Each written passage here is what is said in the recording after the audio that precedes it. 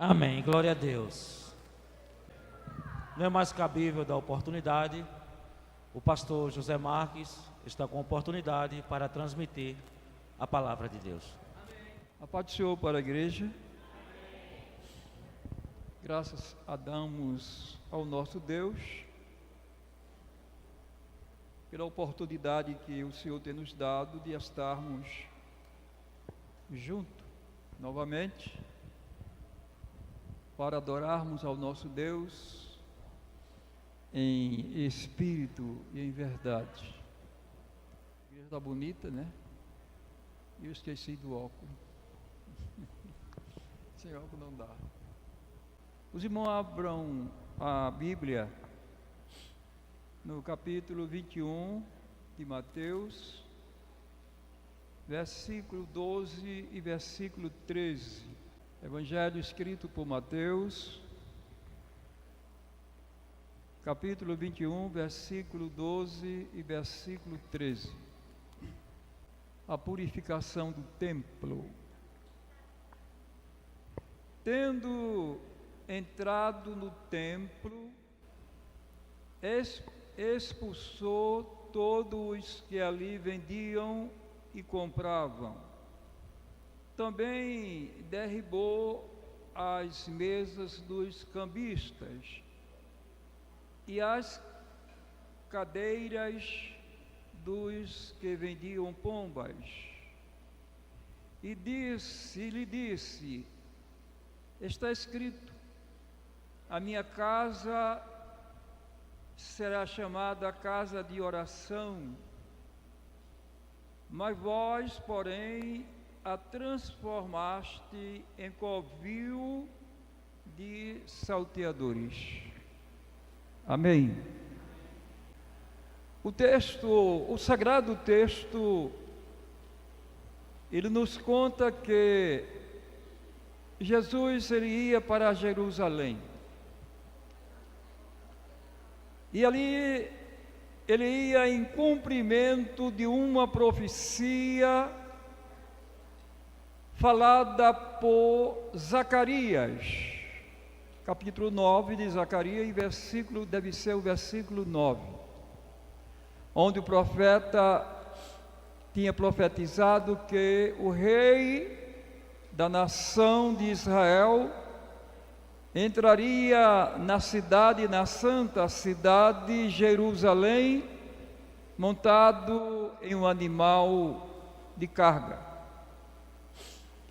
E na proporção que Jesus ia sentado naquele animal, afluíam multidão, e eles forravam a estrada com suas vestes e gritavam: Hosana, Hosana, bendito é aquele que vem em nome do Senhor.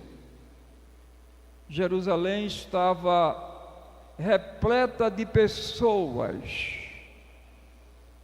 E Jesus, ele chega ao santo templo, ao santuário.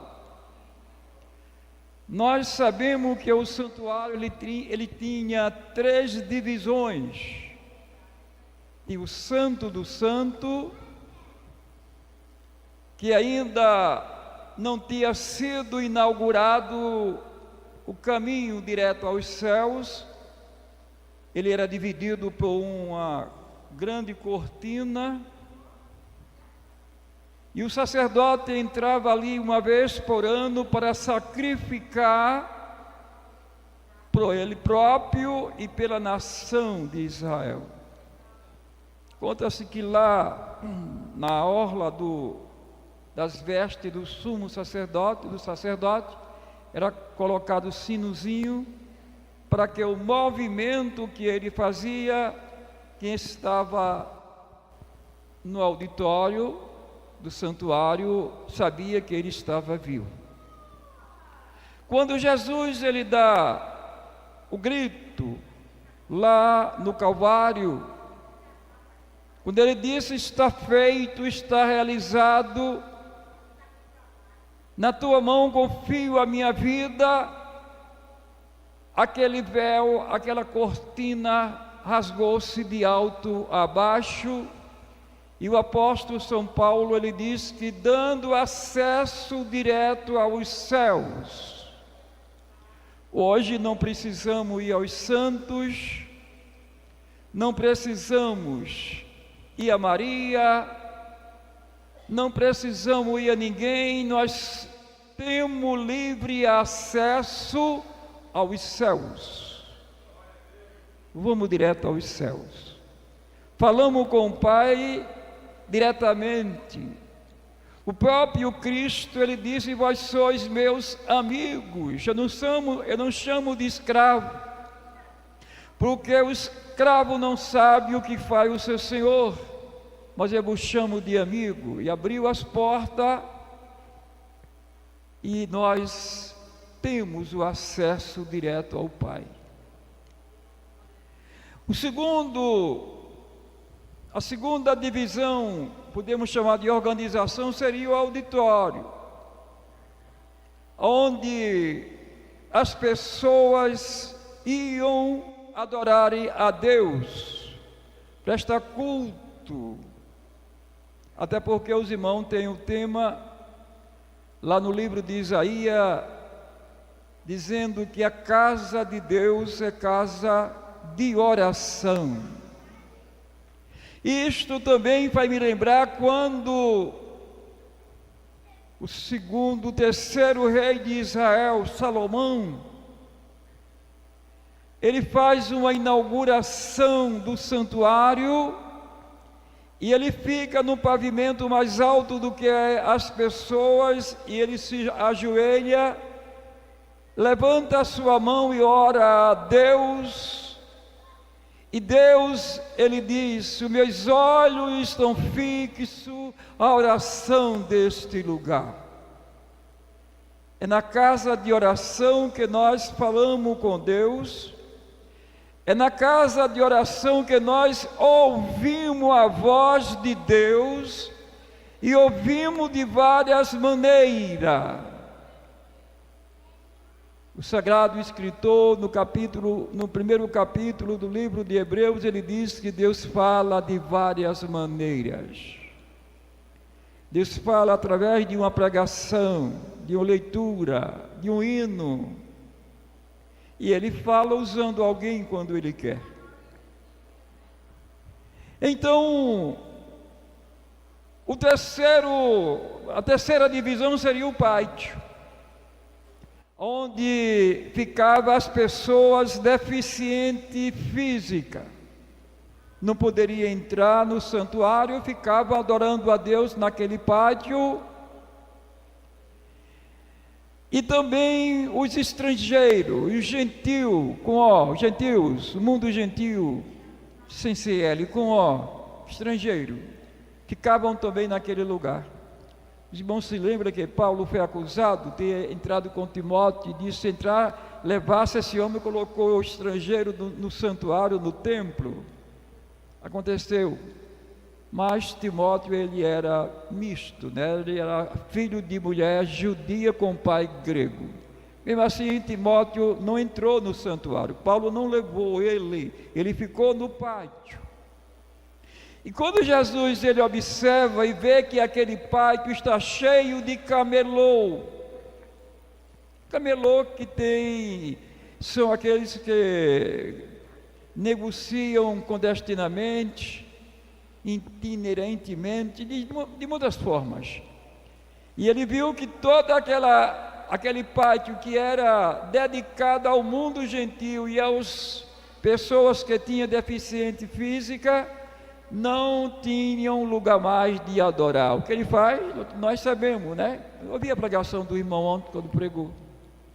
E ele expulsa todos aqueles que são o cambista, que hoje, quem trabalha em casa de câmbio, né? Quem trabalha em banco, troca do dinheiro, e ali era uma troca de dinheiro, por isso se chamava o câmbio. A pessoa vinha de outra nação, trazia o dinheiro e ali trocava pelo shekel, o dinheiro de Israel, que sempre foi esse dinheiro, né? E então, depois que aconteceu tudo aquilo, então nós observamos aqui um texto importante, que é o texto do versículo 13, 13º, da nossa leitura, onde ele diz, e disse-lhe, está escrito, a minha casa será chamada casa de oração, vós, porém, a transformais em covil de salteadores. Estamos no século 21. Nesse período, a igreja de Cristo continua a mesma, sempre e será sempre. Mas os adoradores, ele tem modificado muito. E hoje, no pleno século 21, que nós estamos vivendo, tem muitas igrejas que se diz cristã, tomando um rumo diferente.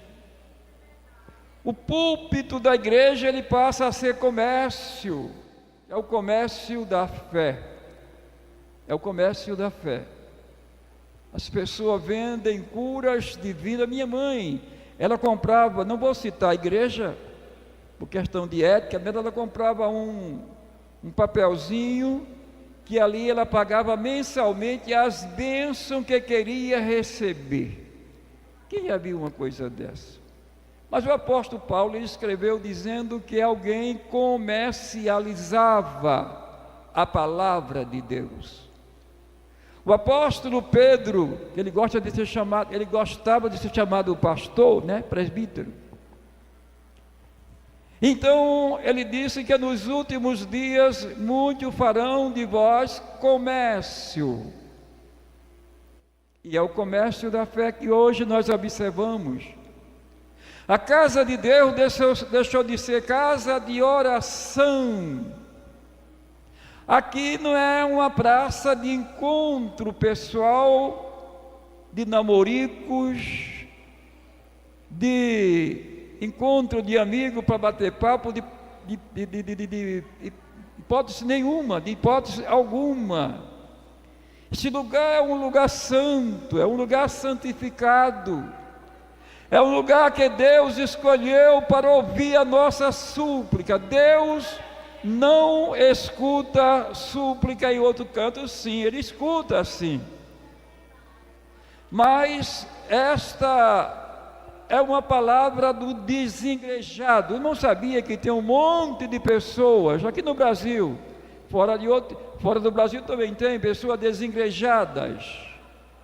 Muitos estão ali por conta de muitas vezes até de ministério que não soube ganhar as pessoas. E outros porque se confundem com o tempo. Deus, quando tirou o povo do Egito, Ele providenciou um tabernáculo móvel. Aquele tabernáculo era montado e desmontado, porque ali era o lugar de sacrifício, porque ali era o lugar de adoração. De maneira que depois de muitos e muitos anos, Isaías, como os irmãos conhecem a leitura que foi lida, ele disse que minha casa é a casa de oração para as nações. Não é somente para a gente que estamos aqui. As portas estão abertas. As pessoas têm um livre acesso. É casa de oração. É casa de buscar a Deus. Não é casa de conversar, é casa de estar ligado nos céus. Eu faz mais ou menos uns 50 anos, mais de 50 anos que me converti ao Evangelho. Eu era jovem naquele tempo, tinha entre 22 anos para 23 anos, e ali a gente ouvia a voz de Deus. Deus usava os seus vasos. Nós ouvia e via a pessoa que eram batizadas nu ou com o Espírito Santo. Hoje é uma raridade. As pessoas jejuavam muito, eu jejuava muito. Naquela época eu era jovem e tinha uma vida consagrada a Deus. Deus me dava várias visões, eu vi muitas coisas maravilhosas, mas parece que depois que a gente vai envelhecendo, não fisicamente, mas na fé, a gente se acomoda um pouco, que não é bom. O comodismo é preguiça, é falta de coragem para caminhar para a casa de Deus. Aí vem chegando as enfermidades, chegando outra coisa, e você vai, e nós, né? Vamos se desculpando. Eu mostrei ao pastorzinho que estou com os 2 pés inchados, porque eu fiquei de ponta de pé essa semana, a semana passada, né? Essa semana passou, hoje é o primeiro dia da semana. Apregando um troço que eu fiz lá para botar um meu negócio, de ponta de pé, porque não podia ficar em cima da outra coisa, poderia cair, e isso derrubou a coluna toda, e aí o pé ficou inchado. Eu disse: me dá pouco tempo, porque o negócio não está gostoso para mim. Mas aqui é casa de oração, né? Aqui é o momento de a gente apresentar a Deus a nossa necessidade e apresentar as necessidades de outras pessoas, de maneira que dá prazer, é prazeroso estarmos neste lugar. O rei de Israel, o maior rei de Israel, o homem segundo o coração de Deus, Davi. E ele disse: alegrei-me, fiquei feliz, fiquei pulando, saltitando de alegria, quando me disseram: vamos à casa do Senhor. Ele disse: Jerusalém, que sobe a casa de Deus. Porque Davi, ele sabia que Deus estava presente. A palavra que Salomão ouviu: meus olhos estão fixos à oração deste lugar, ela continua na época atual que nós vivemos. Mas eu vi na internet pregador vestido de pica-pau. Não sei se os irmãos viram isso, e querendo subir nas paredes. Que Deus, que casa de oração como é essa que está sendo feita? Pessoa pintada de palhaço, animando. Não é para animar. Umas irmãs, ela lá em Alvorada, ligou para mim: pastor, eu quero fazer aqui um mamolengo, um negócio lá para o menino. Eu posso fazer dentro da igreja? Eu disse: a igreja é casa de oração, não é casa de festa. Não é casa de apresentar os bonequinhos, não. Faça, ou lá atrás que tinha uma parte grande, ele sabe, ele construiu lá, ou nesse beco aí, mas na casa de Deus dentro não. Ali é casa de oração, ali é lugar de a gente ajoelhar e deixar cair dos olhos a lágrima quente. É aqui que nós derramamos o nosso coração, a nossa vida. É aqui que nós estamos pedindo a misericórdia, o perdão pelas nossas falhas, porque nós pecamos por palavra, por pensamento, por ações. E é aqui, é neste lugar, que nós dedicamos a nossa vida a Deus. Este púlpito aqui, nós estamos com um cursinho aí, que vou fazer esse cursinho a partir de janeiro. Os irmãos vão observar quando a gente explica ali, que esse lugar aqui, ó, não é lugar de desabafo, não é lugar de falar o que você quer falar contra o irmão. Você está pecando contra Deus. Esse lugar aqui é lugar de você ensinar a palavra de Deus. Esse lugar aqui é o lugar que você vai anunciar a palavra de Deus para as pessoas que estão carentes. É aqui, é a casa de Deus. O apóstolo Paulo, ele chega na cidade de Atena, capital da Grécia, né? Ainda é Atena desde aquele tempo, né? E ele começa agora a observar, porque levaram ele lá, observar os altares, muitos deuses. Como nós sabemos, no capítulo 17 de Atos, ele encontra um altar dedicado ao Deus desconhecido. É desconhecido para muitos, meu querido. É desconhecido para muitos. Os discípulos, eu digo os apóstolos, né? Os alunos, porque discípulo quer dizer, significa alunos. Ele estava ali no lago de Genezaré e tinha uma onda muito forte, porque aquele lago de água doce, ela é embaixo e em volta tem muitos montes, montanhas. E as montanhas começam o vento soprar, ela entra e aquela água chega até uma grande altura de tempestade. As ondas muito fortes. Não é um mar salgado, é um mar doce, é uma água doce, porque os judeus chamam qualquer lago grande chama de mar, o lago ou o mar de Genezaré. E ali Jesus está cansado como homem, como pessoa, ele dorme na embarcação, na proa ou na popa, a Bíblia não menciona, eu acho que não menciona, não menciona.